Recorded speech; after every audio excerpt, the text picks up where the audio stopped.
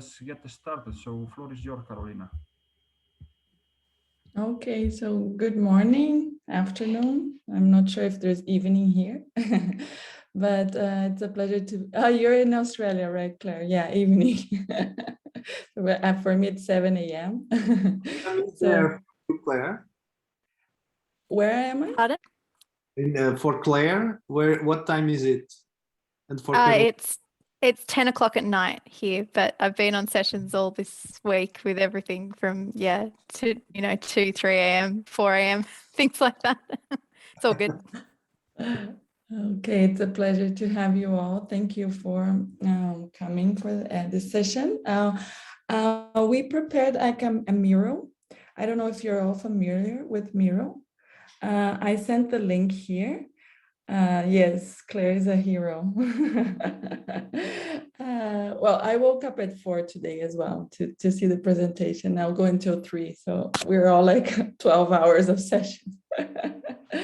But well, we prepared a mural here. I'm gonna share my screen, but with this link that I shared on this chat, you can all access to the mural because we thought of doing this interactively. I think it's so I'm gonna share my screen now and let's see. Can you all see my screen? Yeah. Okay, so I'm gonna leave it like that. So there's someone. Okay, so here there's a CF here on the top right. That's my name, Carolina Ferro. If you're lost in the mural board, and if you want to see where I am, you just click here and then you're gonna be with my cursor. And Lucas, when people come in, can you please share the mural link with everyone that's coming in, if that's okay, please. So this is the Fab City Knowledge Shared Meetup, and it's hosted by me and Lucas. So I'm just gonna zoom here if you're seeing my screen, or you can go directly to your board, it's the same. So the aims here is to getting to know each other. The first aim of our session, to do community building, like the Fab City network. So to build a strong network, we need to share data among ourselves. So one of the things we need to discuss to build this network is the knowledge sharing. And the other aim is to discuss the best way for knowledge organizing and sharing among Fab cities. So if you're not a Fab city, you can still contribute and be part of this session. That's not a problem. And like Antonio was mentioning to us, he wants to become maybe a Fab city soon. So it's also important to start thinking how you produce knowledge, organize and share it later on with other Fab cities, and Fab labs as well. As Antonio is in a Fab lab in Portugal. So, and the other aim is to build together a path to collaboratively map, organize, connect, and make available the Fab City Global Initiative knowledge. So we don't want to do this by ourselves. Like I think I didn't present myself properly. I'm so sorry, maybe in the beginning, but not all of you were there. I'm Carolina Ferro from Fab City Foundation. I am knowledge coordinator in Fab City Foundation, and this is a brand new position. As all the positions in Fab City, we started this year as a team with different positions. So the aim here is, with my position in Fab City, is to help the network to build, organize and share knowledge. And of course, I don't want to do this by myself because nothing in the Fab City world makes sense if we do it by ourselves. We're in a network. So this workshop is the first attempt to build community and to start thinking about knowledge and how to share it together. So we're going to do this in a collaborative way. So I see that many of you already started presenting yourself. So we have Wolf from Wolf. Do you want to just present on the microphone as well, if you can? Yeah, for sure I can. Can you hear me? Yeah, perfect. Yeah, I'm from Fab City Hamburg. before I worked on also with the Fab City Paris. Now we are launching a new project on the Fab City operation system. We shared already this morning on 2 sessions, and I think everybody have been already presented. So people which are now they know about this project. Perfect. And we have Leopold from Open Land Lab. Yeah, hello. Hello. I'm born in Vienna and I'm sitting in Vienna, but I'm moving to the countryside because I'm sure that the future is in the rural regions. And so I'm very interested in the bioregions, and I hope the Fab City concept will be extended also to the countryside. Perfect. We don't have a Fab City yet in Austria, right? Or do we? And Yes, yes, there is one. yeah. Oh, okay. Perfect. No, it's a big Fab Lab called the Grand Garage, and I think they are part of the Fab City network. Perfect.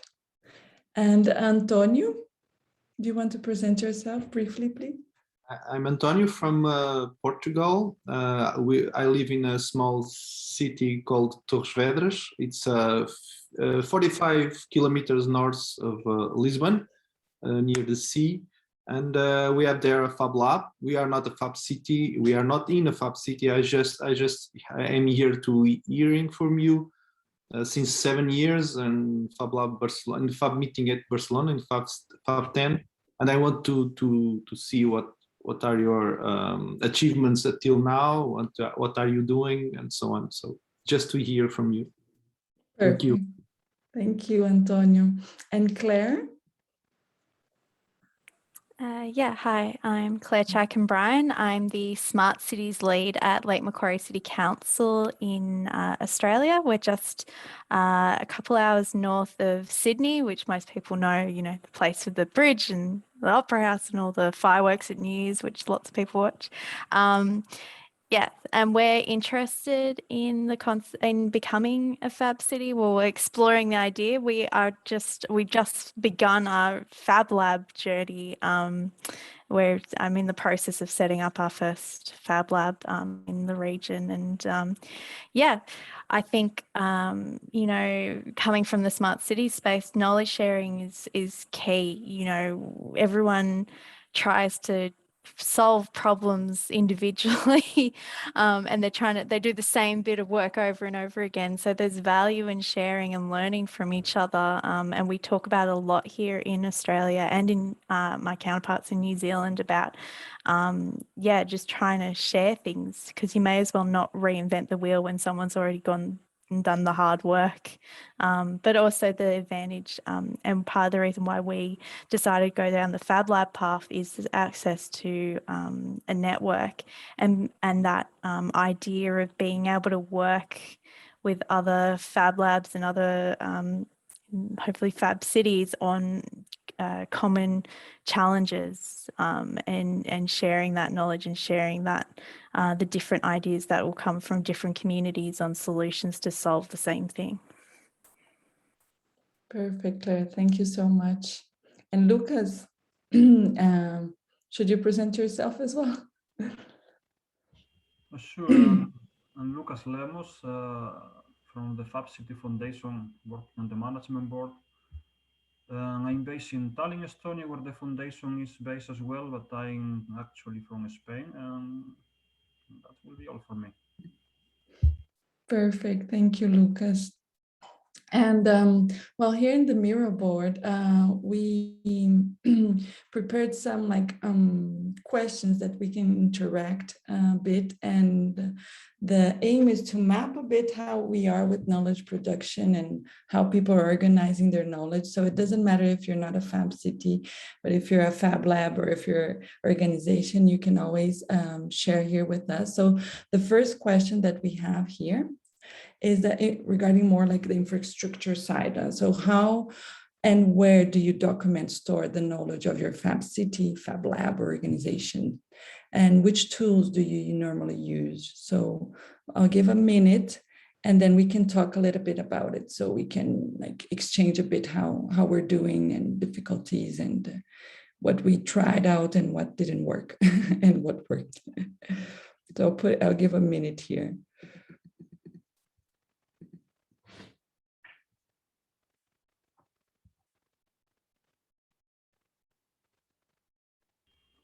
By the way, if you want to talk while you work, you don't have to be silent. Just make yourself comfortable wherever you want to interact through.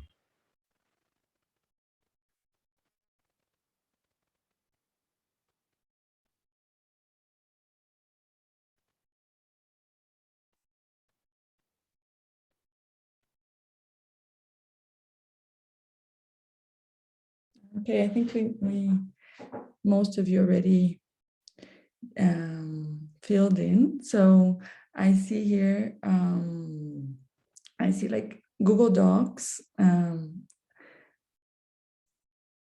Open Data Portal. Who wrote Open Data Portal? I'm interested in that. Me. So this is, we have, yeah, so to share data, we put it we talk about putting it on an open data portal where it's accessible to anyone. We have different open data portals in Australia, so there's a federal government one, but where everyone puts their data. This is all like governments put data that they want to have open and shareable and accessible to anyone. But we also have our own interactive one where people can go in there and actually play with the data and do things with maps and like create their own maps and graphs and things like that. And it's actually a French software company we use, but yeah, it's about encouraging we're trying to, across government in Australia, encouraging the opening of data from as much as we can within legal limitations and privacy limitations. I also popped AWS in there in terms of like data storage. You AWS, that's what I was gonna ask. Yeah, so for like our smart cities like data, there's a separation we have in our organization between smart cities data and what we call like more corporate data. So but for like the smart cities information and data and things around like where we're looking at like circular economy data and things like that, we're looking at using AWS.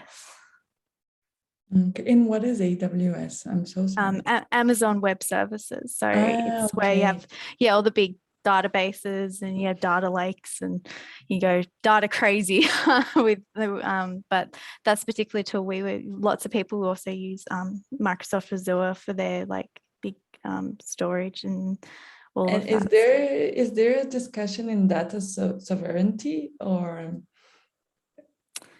like who owns who owns the data? Where do you store it? Or is there a discussion inside the government regarding this issue? Yeah, and it generally comes up when we're collaborating with someone else who ends up owning it, whether we own it as government or the organization can, who we collaborate with can take it and use it. Generally, we own the data, but for example, data we put out on like the open data portal and open up, we just sort of have a blanket, like it's Creative Commons, you can do whatever you want with it, no matter who you are, basically. But yeah, there's that sort of, at the end of the day, we're ultimately probably the owners of a lot of the data we produce or get involved with producing. But that data sharing can be really complicated, I think, because there's sometimes, obviously there's value in data, particularly when we get into private entities and the efforts they put into collecting data. There's a cost of that And so there's a reimbursement, and there's a discussion going on here. We've been talking about creating data exchanges, where you have an exchange where it's not just open data. You can go and buy data. You can basically, have this system where people put data out there, and it makes it a lot more accessible and shareable, because one of the challenges around data sharing is people don't know what data there is to share. And if you don't know that data exists, then how can you know who to ask for it, or where to go to even buy it? Or even if, and you know, there's only so much people make open, and you can usually try and search for that. But yeah, it's that thing. If you don't know what's out there, how are you meant to even purchase it? So yeah, we've been talking about data exchanges here in Australia. Yeah. Okay. I would like to mention that just Please. was a presentation about Fab City operating system, and I think that should be the way to go. We should get rid of all this proprietary stuff like AWS and Google Docs and so on. That's not our future. We have Wolf here. Maybe you can tell, well, the people were already in the presentation of the OS operational system, but how are you doing it? Because I saw you wrote like Nextcloud, Drive, GitHub, Wiki planned. Can you tell us a little bit like how it's been done now, Wolf, and what is the plan? What would change actually? Yeah, first, thanks, Leopold, for supporting our ideas. I think the point is at the moment, and we discussed this already this morning, that technology is one side, and the persons behind and the use and the social aspect and so on is the other, which is, I think, the more difficult part. What means so that what we experimented with when we connected to Slack. So in Slack, I think it's a very good example at the moment for data sovereignty. As you know, that Slack will be sold to Salesforce. So it was a startup like 6-7 years ago, and they collected a huge amount of data. And all the companies which have that data in Slacks, they have no word to say when it will be sold to another company, where you don't know what will happen with your data. This is a huge problem, and in particular so this is the social aspect of the question is. So we was using at Volume in Paris for like 5-6 years Slack, and it took a lot of time to build up the community, bring the people in, make them understand how it used, make them interacting. You know, this is a part of community building today, using a technology another. So now in Hamburg we're using Element.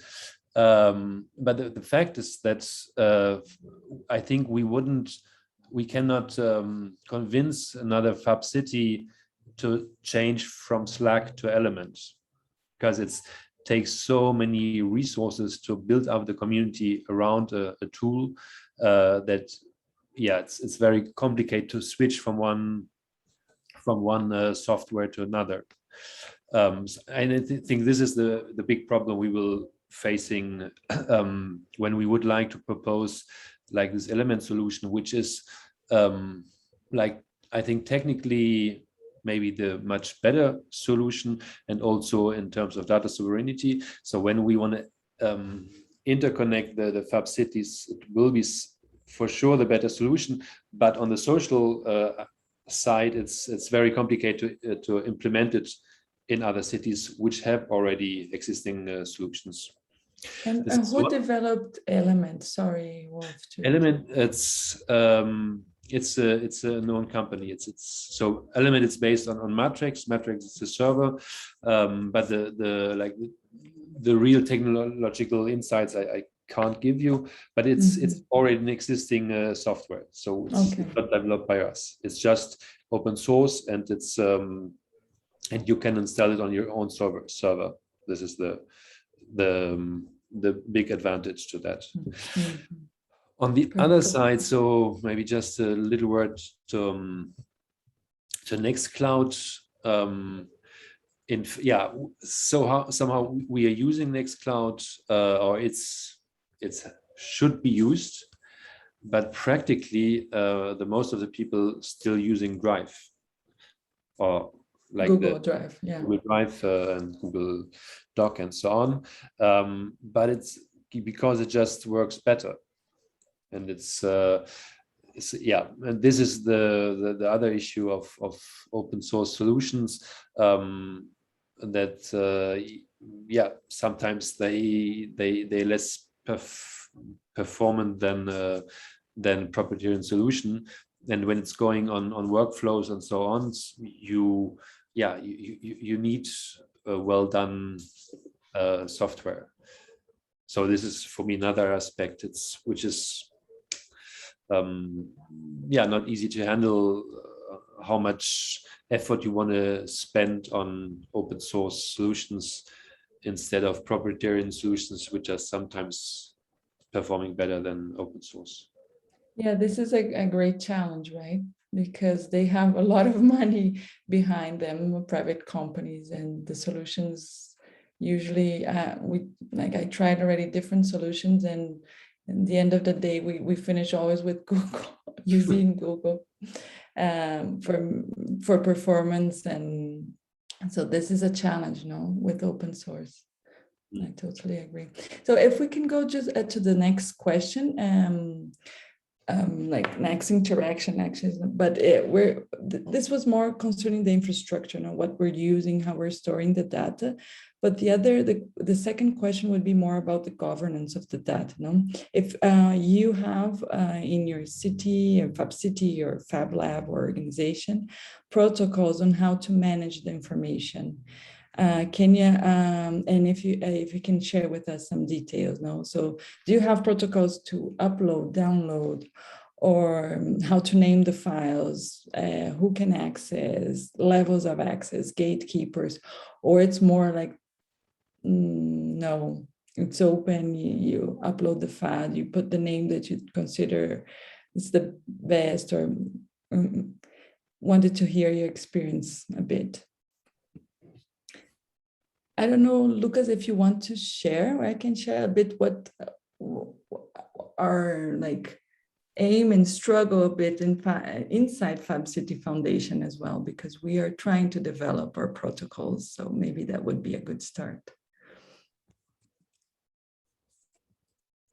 Yeah, from our side, we have the trouble that we are distributed organization, which means that every member is based in a different country, and we try to find a way to manage the information for both working internally with the foundation and to create a sort of more open repository for other people to access with the materials we are creating.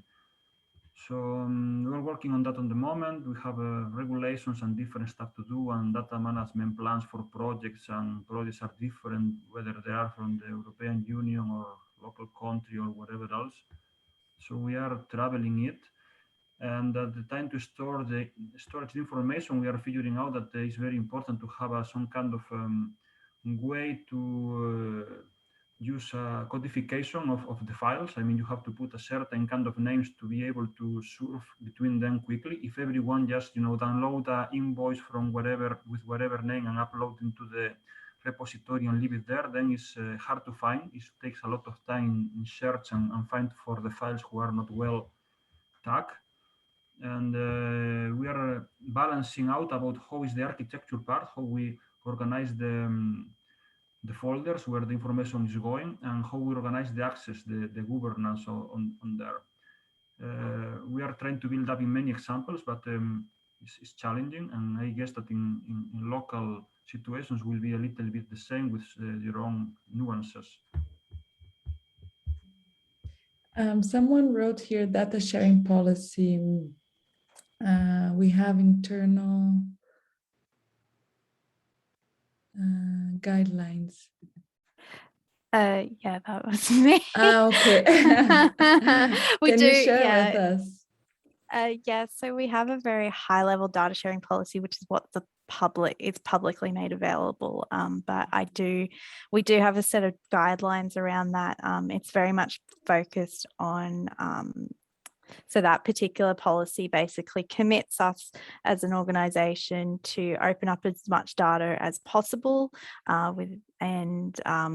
the guidelines that we have internally that, yeah, unfortunately I can't share right now, but maybe one day I'll be allowed to sort of publicly No share worries, them. but if like But the general sort of gist of it goes through things like it's basically a decision-making process to go through when you've got different data sets. So right now our data team's doing a data audit, and from that the next step is, you have a piece of data, you go through an assessment process. So you look at privacy, the naming conventions in it, is how clean is the data, what warnings might you have to put around it. I think I meant privacy implications, so going through that process. Sorry, Leopold. Okay. And so we go through, it's kind of like a whole thing decision-making process, and then it comes out, okay, can you just put that raw data out there? Do you need to sort of anonymize it? Do you need to maybe consolidate it down a bit so it is anonymized, for example? And yeah, what's its implications with respect to the other data sets that you might have already opened up that could make someone identifiable, for example. So it's going through all of that, and also you have to consider how often will it be updated, who will update it, and maintain it and things like that. So there's sort of that whole thought process we've got a whole framework behind that around doing that process. Okay, thank you, Claire. Do we have new participants? Is everyone in the Miro board? Lucas, because I see we have 8 participants, we have fewer in the beginning. Is anyone new that just arrived? Can you speak up? Me, Caro, I just arrived.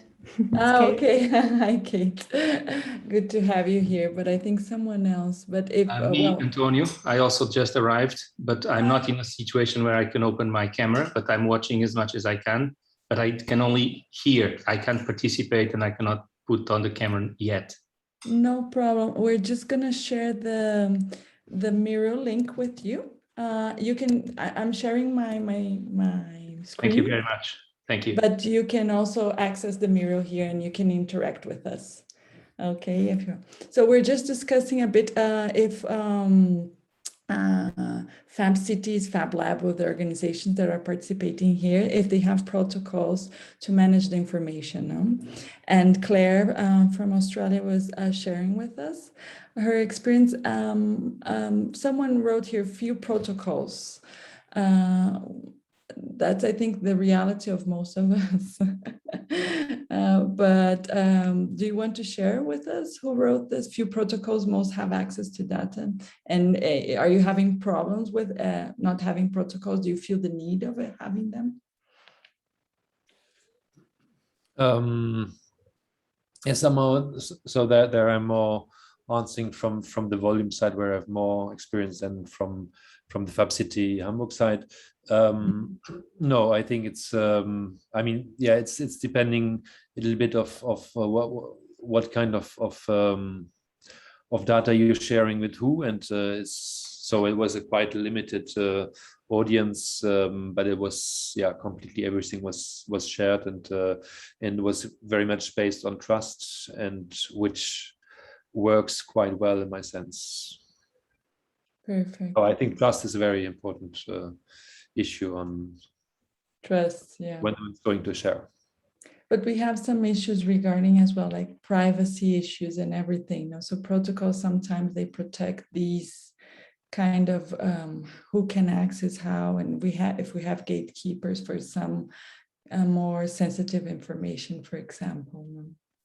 And also we were concerned a bit like naming the file so everyone can find the proper file, not going through all the folders to find one file and things like that, so we can organize a bit the structure.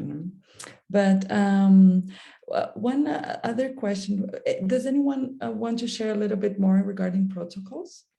Is there anyone there that Antonio wrote? Is anyone else want to share? Or we can go to the next one.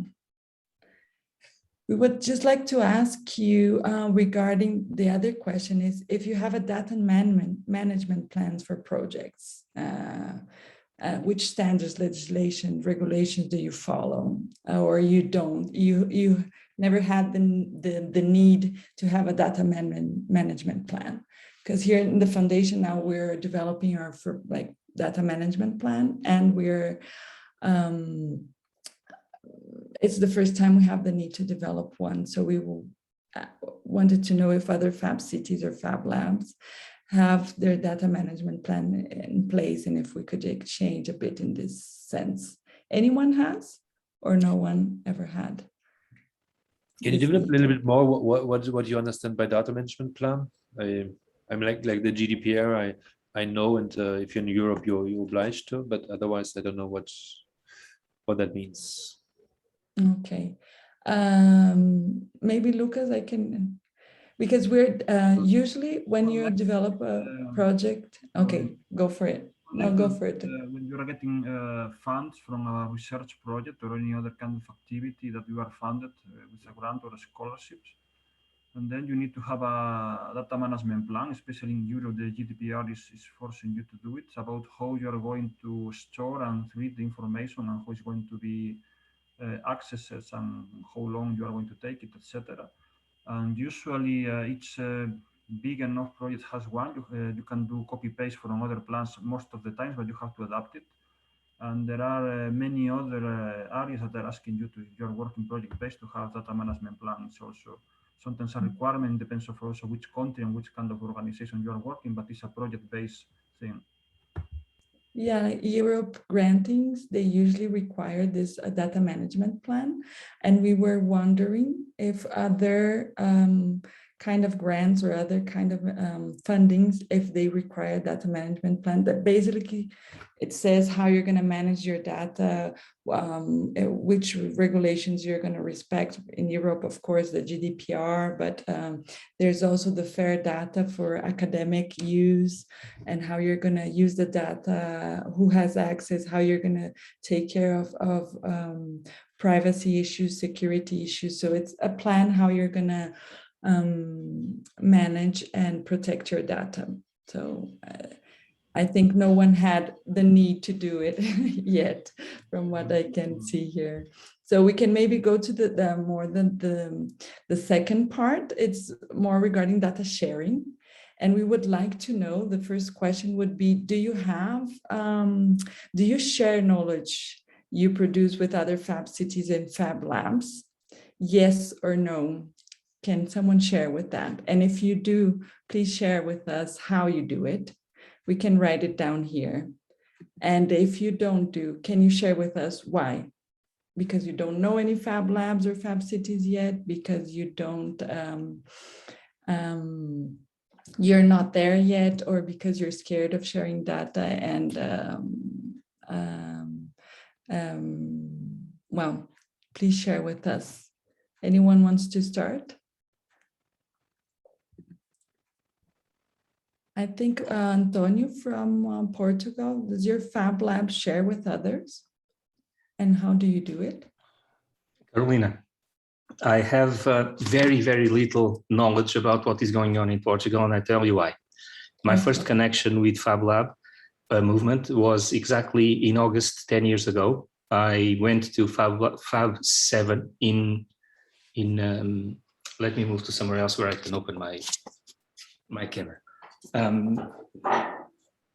So I was in Lima for Fab 7 in 2011, and I was working at the time in an organization that I have co-created. Hi, everybody.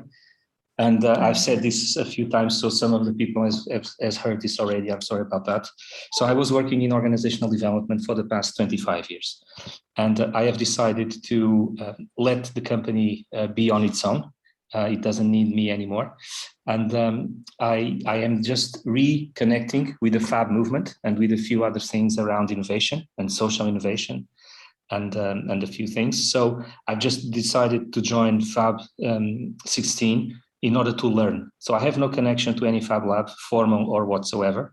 I know a few people from the very early days, like Tomás Diaz, that I was just speaking in the past session, and also Alex Schaub from, he was one of the beginning founders of the Fab Lab in Amsterdam. But I can really not contribute with anything. I'm totally here taking notes and trying to learn what I hear from the several sessions. So I apologize for that, but this is just, I'm just riding the wave for the time being.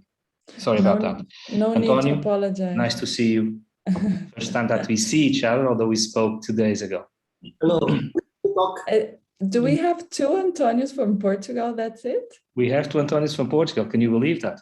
Well, in Yeah. Portugal, the Antonios are the best guys. Yeah. No, I'm from Brazil, and my grandfather was Antonio from Portugal, so it seems a very common name. A nice guy. Hopefully. The other Antonio from Lab Aberto, do you share data with other Fab Labs? Yes, we don't share. We share a lot of knowledge, but we share projects and workshops, and we work together. So, because Portugal is a small country, as you know, and we have more or less 26 Fab Labs in Portugal, and the 15 are more active and more related to the society. Most of them are more working inside the organizations. So, but we all work together. So that's where we share knowledge. We don't have a platform where we put the knowledge, but we share the knowledge as we go. I was going to ask you exactly, how do you share it? Like, how do you, like, what do you use? You like emails, or you have a platform? You said you don't. And do you share with other countries, or it's more inside the Portugal Fab Lab community? For now, for now we just share within Portugal, but hopefully we are getting.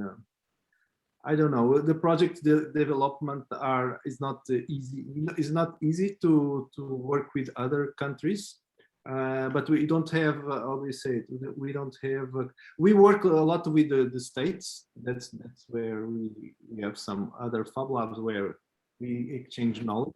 But we would like to have more exchange with other countries. But we are a very small organization. We don't have too much to. We don't have too much people to work and to share their project with other Fab Labs. So to have a project, we need people. So, but we have at this time we have 6 big projects. So we are full of work, and we can't normally, if there is another country that have a similar project, we are pleasant to have them in, but we can not enter in new project because we don't have critical mass. We don't have enough people to work on that other project, but we will. Of course, but Wolf, it seems that this common platform for sharing is more than needed, no? Yeah, I mean, so what I told it already this morning. So we started to interconnect the Slack of Paris with Hamburg and Montreal, and so this was based more or less on common contacts. Or as I moved from Paris to Hamburg, it was quite easy to do it, and I have some ancient colleagues which are working now in Montreal. But this was somehow the first experimental step. I think then we need really infrastructure that it's just easy to access to somehow a common group.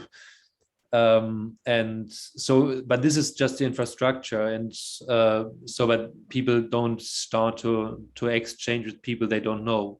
So on the other side, we had some meetups, online meetups in between the 2 or 3 Fab cities, and this makes a really change. Once people meet and discuss projects, then they continue on exchanging via platforms. But I think the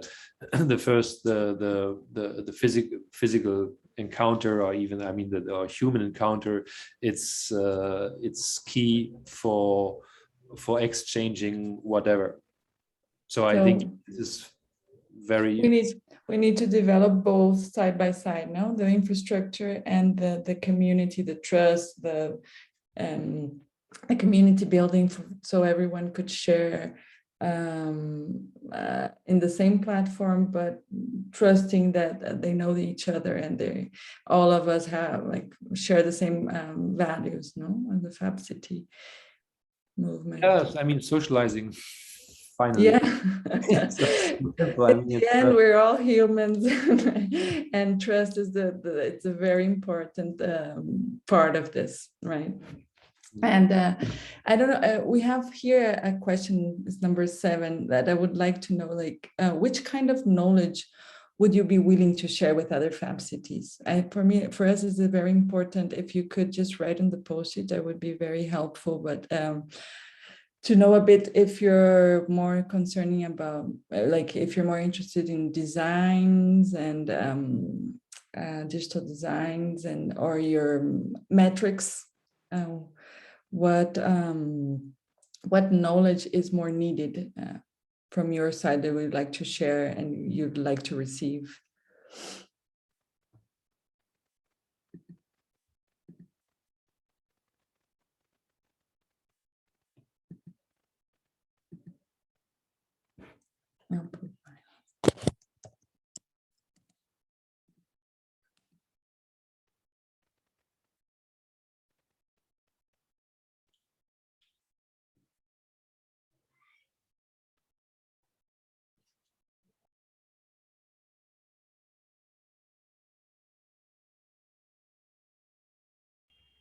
Carol, we'll just point out we have 10 minutes left, so just to have you take into consideration. Perfect. We're almost there. I think we.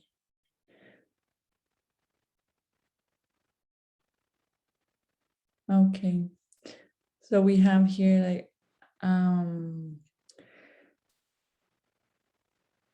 projects on specific topics. Well, I see here, I think Wolf, you wrote this one. So I can imagine urban agriculture, circular economy, different topics, right? This is what you mean, sharing in this lessons learned, yeah, best practices, Claire, from your side. I can imagine Fab Labs design will be a lot of the things that would be a good sharing point. Guidelines, policy, yeah. We have a lot, I think, yeah. Today, Lucas was on a previous session with collaborating with external partners, so the need of developing guidelines. Which partners should we collaborate with? Do they share the same values as the Fab City, Fab Lab movement? So a lot of guidelines that will be useful to share among ourselves, so we can be all on the same page regarding how to interact with others, for example. So this is nice. One other question, how do you think it would be best or easier to share information with other Fab cities? I'm going to put here Fab City OS as a future asset for us. But from your experience with sharing, what has been the most useful platforms and the most useful ways you've been sharing? Is it so webinars? Yeah, that's a good.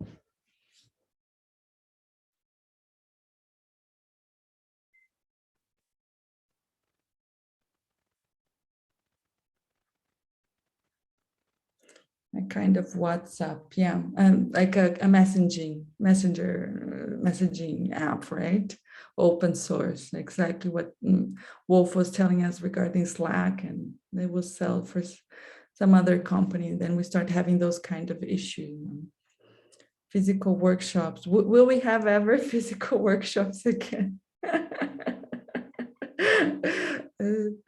Discord. Okay. Okay. This is what it's been useful. That's great to know. Okay. Yeah. So we can rely on this and think how to go from. Perfect.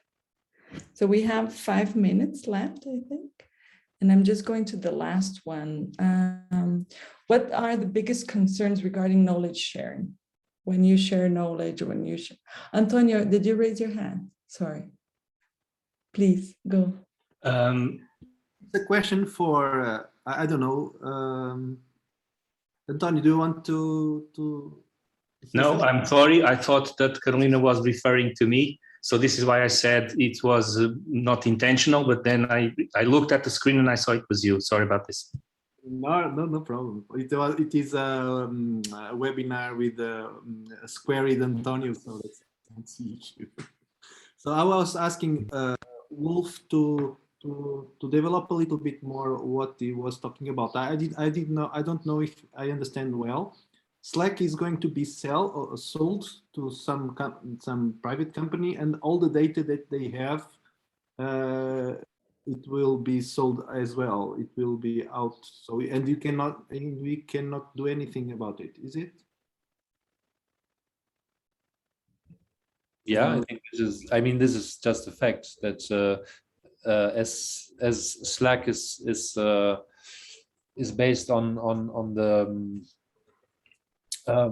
the server of their own server, they have the data, and when they sell their business to another company, of course, I mean the business is the data. That's the most value, and of course what they're selling is the data, and you don't have any power to. And we cannot do anything.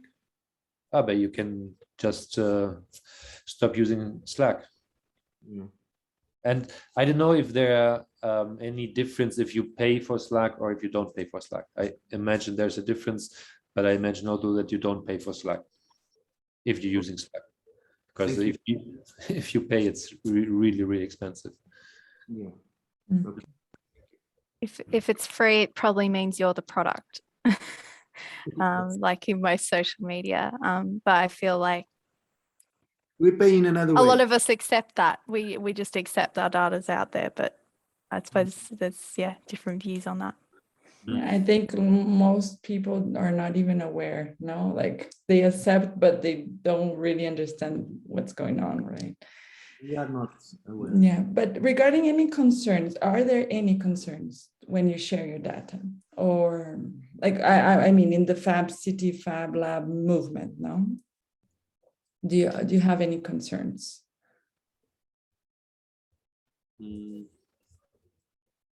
I'm not sure again if I understand well the question.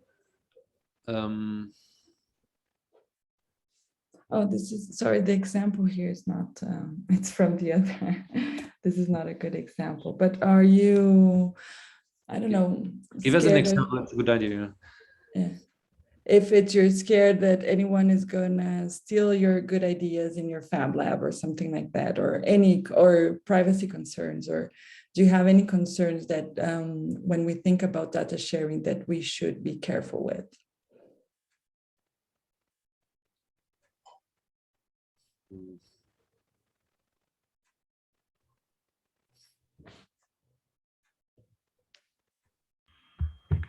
Even if it looks a little bit silly to tell that, one of the main problems with open source and sharing in general is about that it means an extra effort. When you want to share something, when you do something and don't share it, then it's an action less that you have to carry out.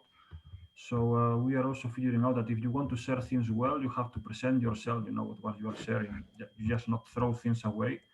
So sometimes it means like everyone wants to open source things and everyone wants to share, but it means like half hour less of your days that is going for, you know, doing it properly. So I guess that is part of the problem, and why having maybe a kind of proper platform will simplify mostly this problematic, maybe, just if there is not kind of Slack thing.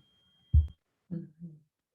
Yeah, I saw here like privacy issues. Yeah, of course, is always something very sensitive when you're sharing. But this effort part, that's very good, Lucas, because it's true when you share, they reach you more, right? How did you do this? And so there's an effort there for sharing as well. No, so that's a good one. I think So that I was just going to say the effort thing Please. as well with the, you know, getting, so for example, it'd be great if all the cities are reporting the same metrics in the same way and they all understand that it's all in the same terms, so you can compare apples with apples across those cities. Historical data might be a bit tricky and there might be a bit of effort to clean it up and get it aligned.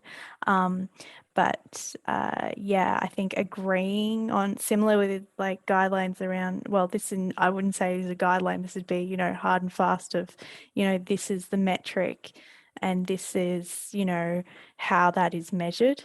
So there's a consistency there, so you can compare apples with apples between cities, just to make it, yeah, really clear. So when you're trying to, yeah, bring everyone together, that it makes it clear. Perfect. Yeah, this is when we were talking before, like what was sorry, I forgot the name we used. Not guidelines, but protocols, no? And also how to upload, download, but what you're uploading and downloading and having the same kind of objectives when you put your data up. So yeah, apples with apples, comparing both. But we are out of time already, so I just wanted to thank you so much for your time and interacting here with us. Fab City Foundation has some meetups and some, we call roundtables with the different Fab cities, and we were going to try to develop a knowledge sharing meetings where we can discuss a little bit more with the network regarding knowledge sharing. And I have all your contacts in the MIT as well network. I think all of you, I saw you subscribe to the event in the MIT as well. So whenever we have next, we expect maybe in 2 months, we can do a meeting regarding knowledge and knowledge organizing and sharing together with the Hamburg people that are developing the OS system. So we can build this community and this OS system and can reflect what are the real needs of the community and what makes sense. So let's build